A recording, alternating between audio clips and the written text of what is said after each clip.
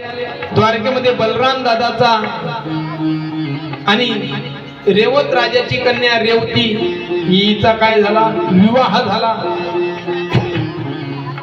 बलराम दादाचा विवाह सोहळा संपन्न झाला आणि भगवान परमात्म्याची कीर्तिरूपी ध्वजा जगामध्ये काय सर्वीकडे पसरली गेली महाराज. कारण वाऱ्या हाती माप चाले सज्जनाचे, कीर्तिमुखे त्याचे. नारायण चांगल्या माणसाचं नाव कुठेही निघत असतं, नालायक माणसाचं नाव लोक घेत नाही. आणि भगवान परमात्म्याची चर्चा सर्वीकडे होऊ लागली. भगवान कन्हैयाच्या शूरवीरतेचे, पराक्रमेचे किस्से सर्व जगामध्ये पसरू लागले. ही चर्चा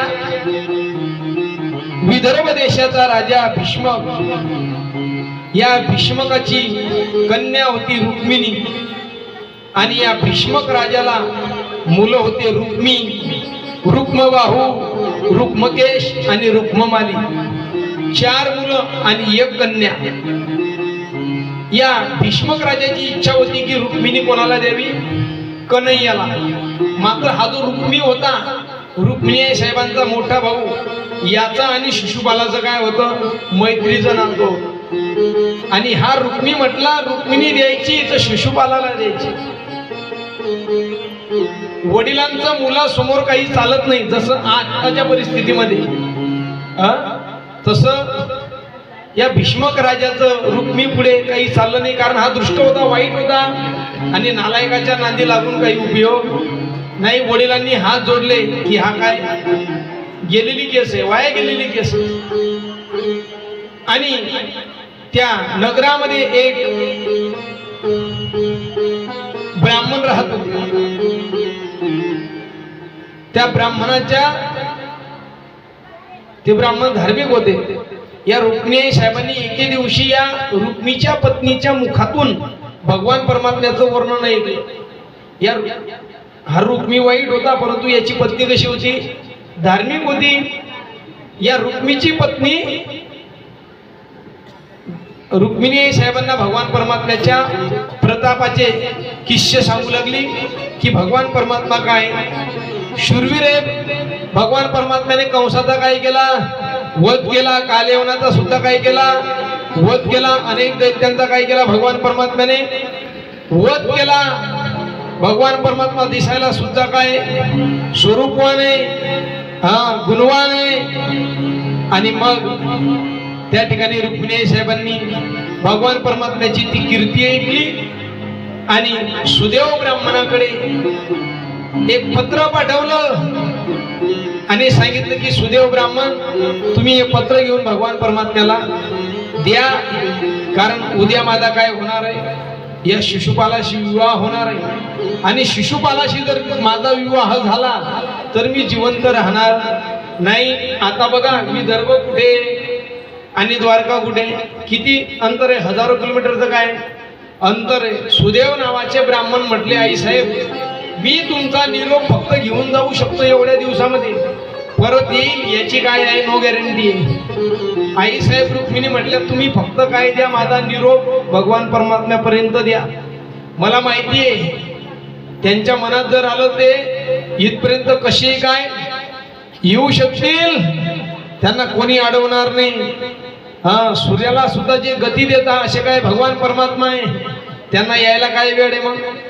मग रुक्मिणी साहेबांच्या सांगण्यावरून सुदेव ब्राह्मणाने ते पत्र घेतलं आणि सुदेव ब्राह्मण निघाला. पहिलं प्रेमपत्र आई साहेब रुक्मिणीचं. सुदेव ब्राह्मण घेऊन निघाले. इकडे या रुक्मिणी सांगितलं होतं की रुक्मिणीचा विवाह कोणाशी होईल, शिशुपालाशी होईल. आणि भगवान परमात्मा कन्हैया जर येईल तर कन्हैयाला काय तुम्ही सर्व सैनिकांनी काय जेरबंद करायचं म्हणून भगवान परमात्म्याला पकडण्याकरता कडेकोट कसा काय केला, बंदोबस्त केला. गल्ली परत सेनापती काय नेमले, सर्वीकडे कडोकट बंदोबस्त आहे. रुक्मिणी साहेबांनी पत्र पाठवलं होतं. त्या पत्रात सांगितलं होतं की प्रभू तुम्ही या, मी आई जगदंबेच्या दर्शनाला उद्या ठीक 10 वाजता जाईल, तुम्ही यायचं आणि तिकडच्या तिकडे मला रथात टाकून घेऊन जा. सल्ला कोणाचा होता? आईसाहेब रुक्मिणीचा. आणि पत्र भगवान परमात्म्याच्या हातात पडलं. भगवान परमात्म्याने सुंदर ते पत्र वाचलं. त्यालाच रुक्मिणी स्वयंवर म्हणतात. आणि भगवान परमात्मा यांनी आपल्या घोड्याला, आपल्या रथाला घोडे झुंपले आणि रथ मनोवेगाने निघाला. रथ आला विदर्भ देशामध्ये. नगराच्या बाहेर रथ आला. भगवान परमात्म्याला लोकांनी पाहिलं आणि लोक काय झाले मग मोहित होऊ लागले. सर्व नगरवासी म्हणू लागले की रुक्मिणी जर द्यायची झाली तर कन्हैयाला दिली पाहिजे, कारण कन्हैयासारखा काय नाही शूरवीर जगामध्ये नाही, कन्हैयासारखा स्वरूपवान दुसरा पुरुष जगात नाही, म्हणून रुक्मिणी द्यायची तर कोणाला? भीष्मक राजांनी कन्हैयाला दिली पाहिजे. परंतु याचा आधीच ठरलं होतं. कडेकोट बंदोबस्त आहे महाराज. आणि आईसाहेब रुक्मिणी दुसऱ्या दिवशी उठल्या. आरतीचं ताट आहे, काही सेवक काही दास्या बरोबर आहे. आणि आईसाहेब रुक्मिणी मंदिरामध्ये निघाल्या.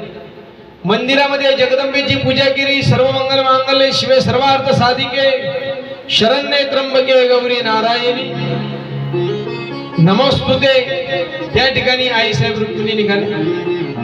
जगदंबेची पूजा अर्चना केली. आणि पूजा अर्चना केल्यानंतर आईसाहेब रुक्मिणी मंदिराच्या बाहेर आल्या. तेवढ्यात या बाबाचा रथ मंदिराच्या बाहेर प्रांगणामध्ये आला. रथ आला. सेवक भगवान परमात्म्याला सेवकांनी पाहिलं आणि त्यांना समाध्या लागल्या.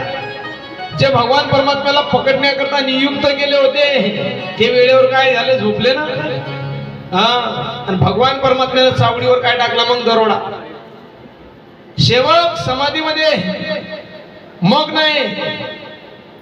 कोण आलं काय झालं तेवढ्या वेळामध्ये यांना काहीच कळलं नाही. भगवान परमात्मा रथाच्या खाली उतरले. आईसाहेब रुक्मिणीचा हात धरला आणि रथात टाकलं काय? हीच जाऊन बसली ना. हिनंच रिझर्वेशन तिकीट काढले होते आधीच. भगवान परमात्म्याने हात धरला आईसाहेब रुक्मिणीला, रथात बसवलं, रथ निघाला. तेवढ्यात रुक्मी भगवान परमात्म्यावर धावून आला. या सेवकांच्या सुद्धा काय झाल्या? समाध्या उत्तुंग झाल्या. सर्व भगवान परमात्म्याच्या मागे धावायला लागले. तेवढ्यात भगवान परमात्म्याने रुक्मीचा आणि भगवान परमात्म्याचं घनघोर युद्ध झालं. बलराम दादा मागून आले. कारण बलराम दादा म्हटले हा घाई गडबड मध्ये पुढे निघालाच नाही, आपल्याला सांगलं नाही, म्हणून बलराम दादा मागून आले. बलराम दादा मागवतो युद्ध सुरू आहे, घनघोर युद्ध सुरू आहे. भगवान परमात्म्याने या रुक्मीला धरलं आणि आपल्या रथाला उलटा टांगला. साल्याला काय लागलं? साल्याला रथाला टांगला. बलराम दादा आले. बलराम दादाने मध्यस्थी केली. सांगितलं कन्हैया अरे आपले सगळे ते कसे जरी झाले तरी काय सगळे रथाले टांगू नको. अरे सोड त्याला. काही दिवसानं याचीच बहीण बोंबली की माझ्या लग्नामध्ये तुम्ही माझ्या भावाला काय उलट टांगलं. बलराम दादाच्या सांगण्यावरून त्या रुक्मीला सोडलं. रुक्मी हारला आणि भगवान परमात्मा आईसाहेब रुक्मिणीला घेऊन द्वारकेला आले. द्वारकेमध्ये भगवान परमात्म्याचा विवाह सोहळा त्या ठिकाणी थाटामाटामध्ये काय संपन्न झाला. त्या विवाह सोहळ्यात आपल्याला या ठिकाणी आज आनंद उपभोगायचा आहे. बघा लग्न मुलगी पळवून आणलेली म्हणून लग्नामध्ये पंगत काही होणार नाही. लग्न चहा पाण्यावर आहे आणि शेवटच्या दिवशी काय मग लग्नाची पंगत. भगवान परमात्मा आणि आईसाहेब रुक्मिणी यांचा विवाह सोहळा या ठिकाणी आपल्याला साजरा करायचा आहे. रुक्मिणी आणि कन्हैयाला या ठिकाणी काय घेऊन या. स्वागतम कृष्णा सुस्वागत.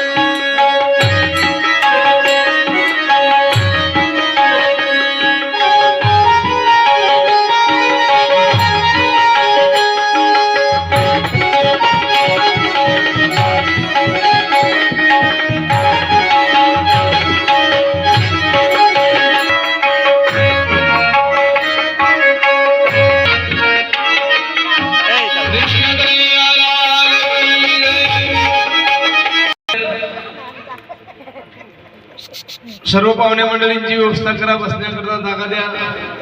पाणी वाटणारे पाणी वाटा, चहा वाटणारे चहा वाटा. ज्यांना भेटणार नाही ते शेवटच्या दिवशी.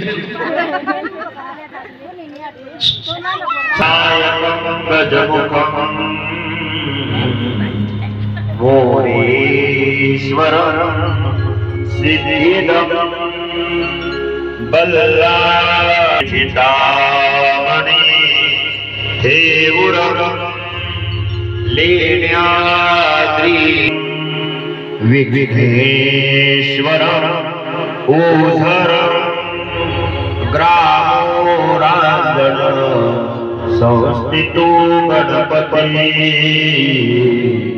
कुर्यात् सदा मंगलं वधूवरेण्यो शुभं भवतु. सावधान ग्रामदेवता इष्टदेवता स्मरचित्तन सावधान. गंगा सिंधु सरस्वती च यमुना गोदावरी नर्मदा कावेरी शरयू महेंद्र तनया चर्मणवती वेदिका शिशित्रावेत्र भीमासुरनदी गया गणपति पूर्णा पूर्ण जले समुद्र सरिता कुर्यात् सदा मंगलं वधूवरेण्यो शुभं भवतु. सावधान ग्रामदेवता इष्टदेवता स्मरणचित्तन सावधान. घटी समीप नवरा मधुकरी भोजन करा